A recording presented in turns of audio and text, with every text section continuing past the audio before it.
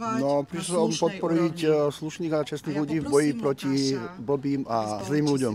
Človek, ktorý sedí tuto na úrade vlády, ten má odísť, nie my.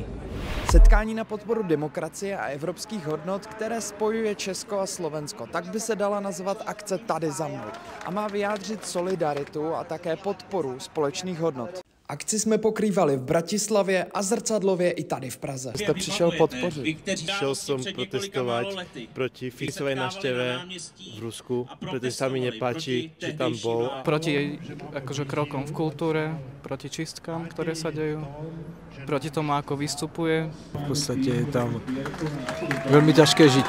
Plánujete třeba opustit Slovensko, nebo jaké budou vaše další kroky? Určite neplánujem, jednak som študentom na strednej škole a ja nemám kam ísť. Lebo som Ukrajinka, chcem tiež podporovať demokraciu na Slovensku, lebo momentálne tu bývam. Tak záleží nám na budúcnosti tejto krajiny a podľa mňa je smutné, že veľa ľudí odchádza od Slovenska kvôli parlamentu a čo sa deje.